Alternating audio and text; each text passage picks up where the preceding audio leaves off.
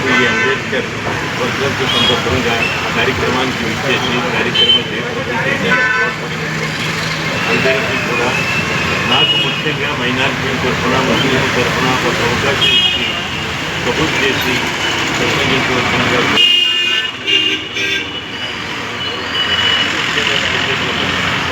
ఈరోజు మనం ఈ స్వేచ్ఛా వాయువు పీలుస్తున్నాము అంటే దాదాపుగా 69 సంవత్సరాల క్రితం అంటే 1893లో పుట్టినటువంటి డాక్టర్ బిఆర్ అంబేద్కర్ గారు 1956 డిసెంబర్ 6వ తేదీ వరకు 65 సంవత్సరాలు జీవిత కాలంలో ఒక చక్కటి రాజ్యాంగాన్ని మనకి రచించి అందించినటువంటి ఆ భాగ్యమే ఈరోజు మనం స్వేచ్ఛా వాయువుని ఈనాటి దౌర్భాగ్యపు పరిస్థితుల్లో అటువంటి బంగారపు రాజ్యాంగాన్ని మార్చడానికి అనేక ప్రయత్నాలు జరుగుతున్నాయి.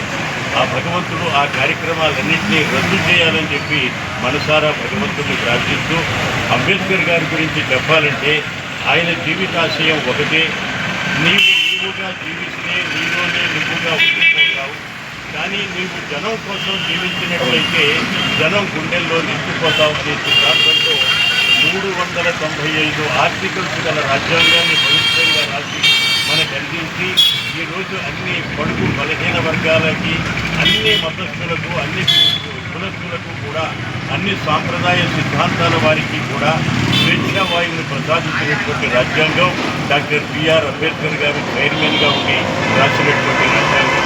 ఆయన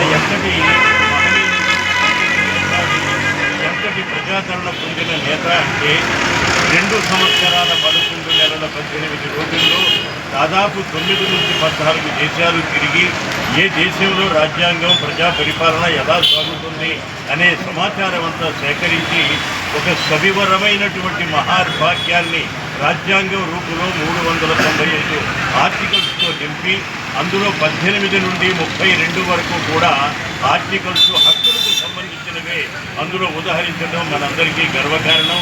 ఆ రాజ్యాంగాన్ని 50 జనవరి 26 నుంచి అమల్లోకి తీసుకొచ్చారు.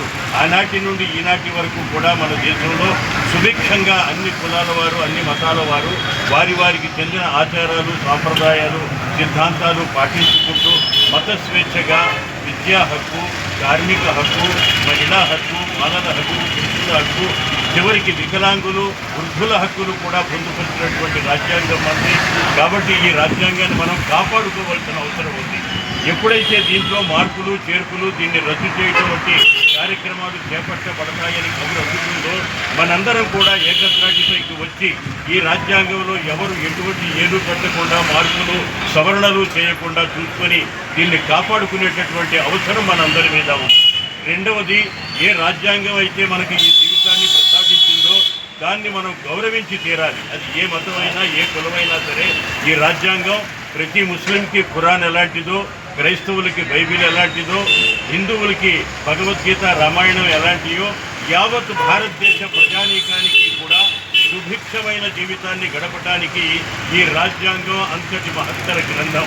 దీన్ని గౌరవించి తీరాలి. దీన్ని ఆచరించి మన భావితరాల వారికి కూడా దీని యొక్క రాజ్యాంగం సిద్ధాంతాలు ఈ కార్యక్రమాలు అందజేసే అవసరం మనందరి మీద ఉంది.